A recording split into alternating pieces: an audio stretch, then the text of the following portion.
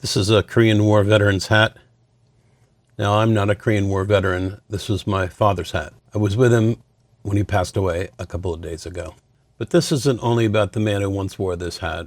It's about the man who I hated to live with, and yet I moved in with him to take care of him these last 2.5 years of his life. He also had a disability from the Korean War. In those days, they didn't give earplugs to the soldiers. And, can you imagine being in a battle? And he was actually anti-aircraft, artillery. He didn't have earplugs. And when he left, he was pretty much deaf, just ringing tinnitus in his ears. And he had a 10% rating, and you don't get any money for a 10% war-related service disability. So, I advocated, got him retested, and I got it up to a 40% rating. And at 30%, you start getting money. So I was able to get him an extra $1,000 a month from the government for his hearing loss due to the Korean War damage. I'm Vince's dad. He's a great guy. He stepped in to take over when I lost my wife a couple of years ago to look out for his old man. He needed help. He was 92 years old. In episode 7, at the end of that year, the divorce papers came through, November 2023. And then in a few weeks later, my mother died. And when my mother died, I was with her, and I told her that I would take care of Dad. So I moved in with my father. Now, when I left the halfway house, as in episode number 3, I appealed to my wife, but she said she was still going to go through with the divorce. And after I left that halfway house, I found myself on a little room in Cemetery Lane, and it wasn't a home. It was just a place to lay my head and to sleep. And it was during those months that I went through the most severe depression.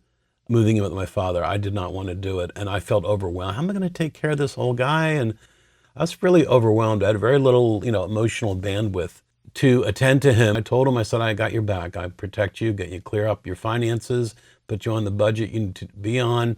I got your insurance, long-term disability insurance back. And I helped him do the things he couldn't do. So I got him the nurses. I got him aides that came in from 10 in the morning to 9 o'clock at night. And so, as he continued, we got closer, actually, very close. And he was real supportive, and I was real supportive of him. And I took him to church. And he joined the Holy Ghost Orthodox Church, which he loved going to church. And, he was grieving the loss of a 70-year marriage. They were married for 70 years, my mom and him. And, he didn't have anyone to trust. My older brother had died in 2020. Love you. And so, he really leaned on me, and I'm thankful that I was able to cover his back and to do the things that I did for him, which was really a result just to my law school training. I'm a retired attorney. I knew how to take care of him on that level, and he needed it.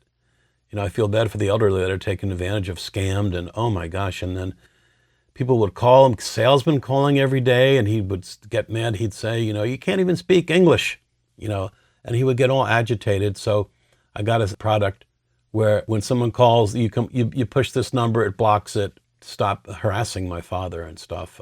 So I feel good about caring for him. He had gotten himself into a lot of trouble, spending way beyond his means. I would get in the mail 3 silver sugar bowls, and I would say, hey, Dad, we have a sugar bowl. Did you order 3 silver sugar bowls? And he'd say that he didn't remember doing that. And so I knew I had a lot on my hands to take care of him.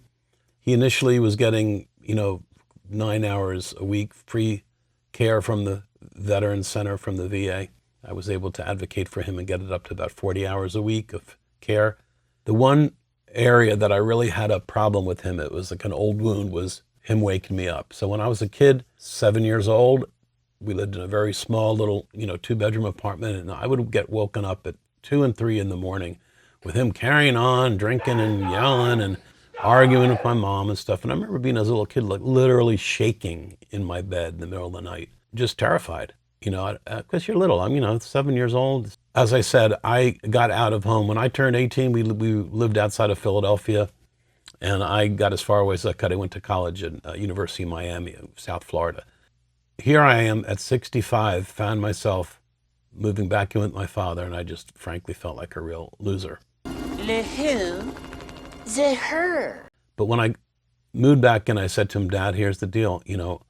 I'm not your nurse. I got your back. I'll protect you. I'll get your finances organized. I'll do all the administration that you need to have done for you. But the one thing is, don't wake me up at night. Don't wake me up. See, so moving in with him, I don't know if you can relate to this, but introverts don't really like to live with people. I mean, when I was married, I really liked living with my ex-wife because she's quiet type. She's quiet. And but I can't stand living with loud, boisterous people. I really need, quiet space and, my own space. And I didn't have that with my father. Obviously, at my age, it was really stressful, frankly. One morning at about 4:30 in the morning, I'm fast asleep. I hear a knock at my door. I get up. What's going on? Open the door. It's my dad. And he says, the aides are not here. They're supposed to be here on time. I said, Dad, it's 4 a.m. in the morning. It's not even light out. The aides come at 10 a.m. He looked at me kind of confused. And so I got up out of bed and I said, I'm sorry. I didn't mean to get agitated, but still in the middle of the night. So I, turned him around, walked him into bed, got him tucked into bed. And, so I had a combination of feeling annoyed by him, but also feeling really sorry for him because, when I was young and for most of his life, he was a very active man. He was a hunter. He hunted grizzly bears in Alaska and antelope in Colorado. He was an avid fisherman, surf fishing on the Jersey coast and the Florida coast and fly fishing on streams and lakes in Ontario. I spent 2 weeks with him fishing in Ontario when I was a teenager, and he'd always go fishing whenever he could in Pennsylvania in the lakes. And, he had a million fishing poles and a ton of guns. And he always kept such great care of everything he had. Absolutely great care, because he really was Army military through and through. Even all of his shirts, he'd write his name in a double bank in the back of his shirt. So this was the beginning of my final chapter of life with my father. I hated living with him. And I'm not ashamed to say that. We can have family, we can love our family, but not, want to be with them every day, right? And like I said, our personalities were so different. Actually, I found out that I'm actually a lot more like my father than I used to realize. But he did give me a confidence, which he modeled to me as a kid, which has served me well in my life, And he had a really good heart. He had a sweet heart. And when he converted to Christianity later in life, it really changed his life. And he was always so grateful because I sat down with him and explained the gospel to him. And that's how he became a Christian, was through me. This is the beginning of the story. That year, it was 2023. I was pretty suicidal. I was depressed. I did not want to be living with my father. I wanted to reconcile with my wife, but it was clear now that the divorce paper came through and we were divorced. I ended the year another awful Christmas, 2023, alone with my father. He didn't want to celebrate Christmas, and I didn't want to celebrate Christmas. All he wanted was a nice meal. He wanted turkey and mashed potatoes and stuffing and all the trimmings, and so I made him a Christmas dinner. And I did. I showed up. I took good care of him. So I was willing to fight for him. I advocated for him against the system, bureaucratic system, the Veterans Administration, and a really sketchy John Hancock insurance. Oh my gosh. I mean, unreal. These people owe policyholders money and they'll do anything they can to get out of paying. And my dad paid into this long-term assisted living insurance policy. He had it for my mom and him. He paid into it for years and years.